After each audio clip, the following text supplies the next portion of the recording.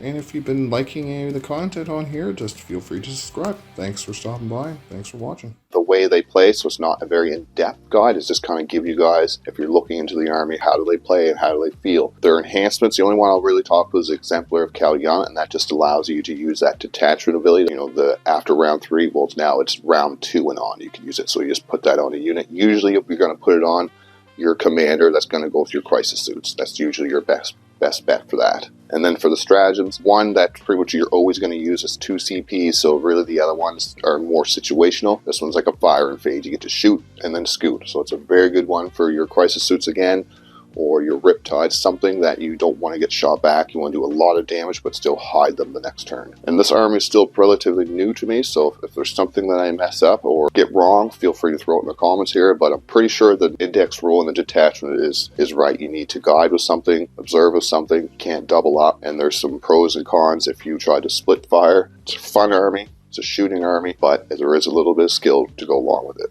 How's this army feel and how's it play? So this army plays very deliberate. You don't really engage a lot until turn 3. You can, yes, you're trying to get points, you're trying to stop, but you're not going to be doing a lot of your big shooting, your big damage until turn 3. It is a higher skill army. It can be boring if you just stand back and shoot the whole game. You don't try to be cagey, you don't try to set up some moves. So it's an army you do have to have your brain turned on for, but I think if you're looking for a shooting army, especially if you're kind of into the mechanized look, you really can't go wrong with Tau. The Tau really are one of your main shooting armies. Playstyle for indexed Tau is you're gonna have to move, block, and screen as much as you can to protect your big shooting units. Play for maximizing as much points as you can as denying points, just because in turn 3 is when your detachment rule starts kicking in.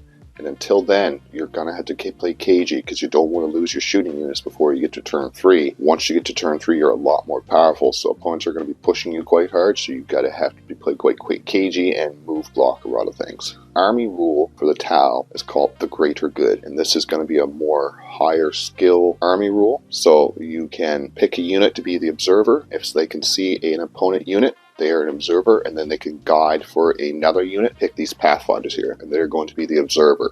So they're maybe going to look at a orc war boss, and they're going to guide for these crisis suits. And now that these units are being guided, their ballistic skill will go up by 1. But if they shoot at anything else, that brings their ballistic skill down by 1. It's kind of confusing. I'll show you a little more in depth as we go. You can never double up. You can never make this unit an observer and a guided unit at the same time. They can only be one or the other. So that which makes it more high skill. You have to know your target priority because it brings your ballistic skill up, so it makes your shooting much better. But if you observe the wrong target or guide the wrong target, vice versa, and you can really screw up the shooting and the overall damage of your army. Some more things to that, but this is just how they play. I'm not going to go too in depth of all the rules, but that is the army rule essentially, is you need to use a unit to observe something, then you can use a unit to be guided. One unit is making another unit better at shooting at something. Give you a little example how the army rule works. Okay, so we have 3 Tau units here, and we have the 1 Blade Guard. And we want to shoot at the Blade Guard with this big boy, so we're going to use this unit right here to observe the Blade Guard so they can guide the Ghost Keel. So when they do that, since they can see them, this Ghost Keel will go up by ballistic skill. But if they're going to shoot at a different enemy that wasn't the observed enemy, they will go down by ballistic skill. And then vice versa. Next squad of Tau want to shoot into the Blade Guard. Neither of these two could observe for this unit. Since these guys were already an observer, and these guys were already guided, you can't now go, okay, well, now this Ghost Keel will observe for this unit. No, they've already been guided or observed, so you got to keep on going. So that's why the target priority can be kind of important, because if maybe I observed for these guys, or vice versa, and then leaves my Ghost Keel without a buff to his ballistic skill. So you need to be careful and just mindful of your target priority and what you're using your army rule on. And the index attachment is called Cao Yan. From round 3 and on, you get sustained hits 1. And if you're being guided, a unit is, say, this guy is observing for this guy, whatever this guy's shooting at, gets sustained 2 instead. the detachment and the army rule really combine to make a really potent shooting army. So there's not a lot of room in melee with any of these detachment rules or army rules. So you have to play very shooting, very cagey, and wait till turn 3 before you can really put on the pressure. But it's a huge buff to your damage. Like sustained 2s with some of these weapon profiles is insane. So now we'll go over a few key units that if you were starting to get into the Tau or being interested in starting to collect the Tau, these are some of the key units you might want to pick up that are easier to find. They're not Forge World. So we have the Breachers, and the Breachers are one of your battle line. They have some decent shooting, they're good anti-infantry, they're good for just having around to do some guiding or some observing. They're not big anti-tank shooters. They do have a lot of firepower, especially if you do little combinations here, but they're a good little battle line. Good for standing on objectives, pushing ahead, doing some secondaries. Then you have your Pathfinders. These are a battle line as well, and they have Scout 7, and they also have some different war gear. You can put on, maybe add some to their range, you could add, subtract from charge rolls made against them, or you could make them infiltrators.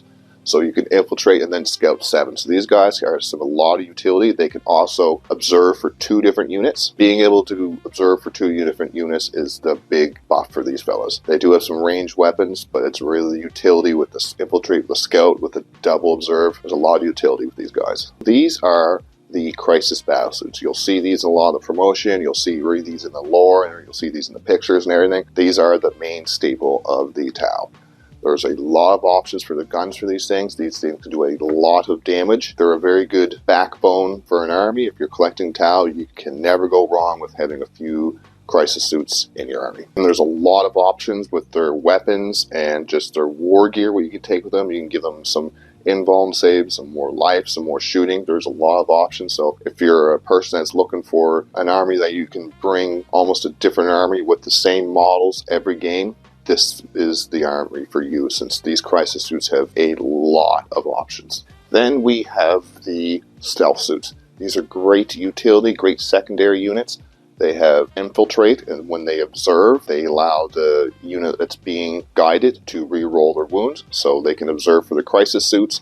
Then the Crisis Suits will be able to re-roll their wounds of 1. They have a few different war gear options, but it's mostly the Infiltrate and the bonus to being able to observe units and add a little damage. Easier to find, they are in the patrol box, good little unit. Then you have the Ghost Keel. So those Ghost Keel, it comes in the patrol box like the Stealth Suits. It's easier to find, and this thing is amazing. It's super tanky. It has Lone Operative, Infiltrate, Stealth. This thing is amazing for getting points, amazing for making the enemy reposition. You know, that does have some decent shooting. You can't just ignore this thing all game. Recommend at least 1 or 2 of these in everyone's list. Just 1 to play with and just see the difference. Because usually when you're playing with armies of Lone Operatives, it's just like a single little guy. This is a giant robot, so super cool. I advise having 1 of these in your army if you're going to start playing Tau. Then we have our big boys. These are your Riptides. These are the closest thing you're going to have to some Dreadnoughts and a little bit of mechanized forward pressure, because they do have 4-up involved. They do have a 2-up save. The toughness is not the best, toughness 9, but 14 wounds. Like, these guys are better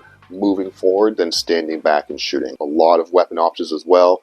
This fella here has the big old Gatling kind for infantry, and this thing has a big old accelerator for shooting tanks and more heavier things. They have a few abilities. Just one of them, they can make all their damage, devastating wounds for that battle round. They can fall back and shoot. So these things do have a lot of utility. The fall back and shoot allows you to push up and don't have to worry about being stuck into combat with these fellas. In the winter data slate, they went down, so they're cheaper. Once again, like the Ghost Kill, I recommend having 1 of these in, just because they look cool and they do give you that option to push ahead without having to worry about taking an incredible amount of damage, because they do have a lot of wounds. They have the 4-up invuln and the 2-up regular save, so they can be tanky, and they do have access to a few of the stratagems that you can use. But like I said, the Fire and Fade really makes the other stratagems not as powerful, just because you don't have as much CP. Just if you're always using Strike and Fade, your CP is going to be pretty low and spent on that most of the time. And now we have our Fish of Fury, as some people like to call them. There's a Devilfish, which is your transport, and then we have the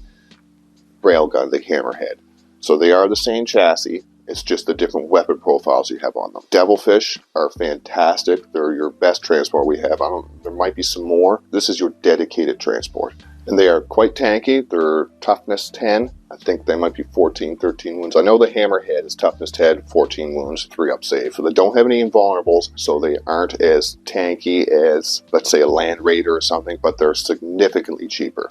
I think this is 70 points or something like that. The Hammerhead's 130, and the Railgun is a D6 plus 6 devastating wounds gun. So it can bring some very potent shooting from your back line, the Hammerheads. There's also the Sky Rays, and they have a lot more missiles and a little more utility and a little more options for shooting infantry. But if you're going to take a Hammerhead, your Hammerhead, you can take 2 different weapon profiles, but I have the Railgun on here, and that's your anti-tank. You're not going to be shooting infantry with your Hammerhead. You're going to be shooting tanks and knights and stuff with these things. The Skyray and Hammerhead are not as auto-include as having a Devilfish. Having a transport in your list just allows you to have some options and build around that. And you can even proxy them as a Hammerhead. Like I said, they're the same chassis. Your friends aren't going to mind if you want to test and try different things out. Here's some of the characters you can take. There's a lot of characters you can get with the Tau. You have a Cold Star Commander. He goes along with your Crisis Suits. He makes your Crisis Suits better. And this is Commander Shadowsun. She's your lone operative. You want to stand her kind of back by your gun line because she has a 6-inch aura of reroll your hits of 1. So she's a great little multiplier for making sure your Hammerheads, big Ghost Kills, or your Riptides get their big guns through. And this is a Contra Fireblade.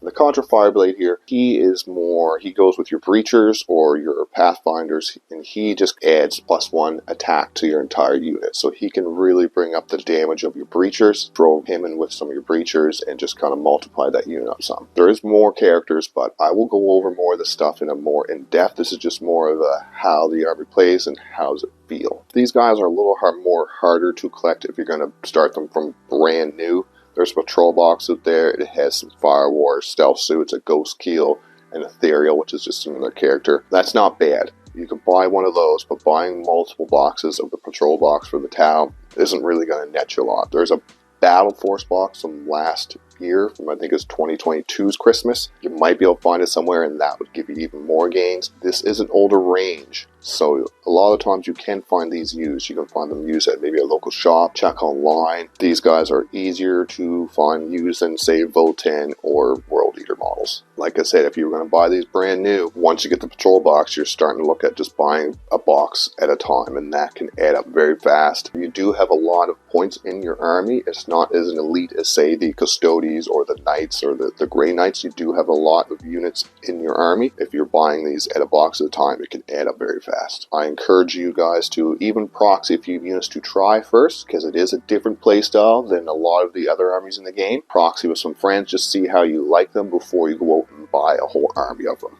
And this is just covering the index. The codex will be out very soon. I'm thinking within the next month. Right now I'm building some Kroot. I'm getting some Kroot ready because I'm hoping in the codex there'll be a lot more options to bring some different units, some different utility, maybe not just the Kalyan where I gotta hide until turn 3. I'm hoping there'll be a detachment that allows me to get interactive with the game in turn 1. You know, get set in, get playing, not waiting till half the game before I can feel like I'm really doing some offense and playing the game. Stick around, subscribe, because I'm going to be having some Kroot videos out here. As soon as this codex comes out, we'll have the Kroot on here, we'll have some new detachments, we'll see what the Tau can do. I'm excited for that.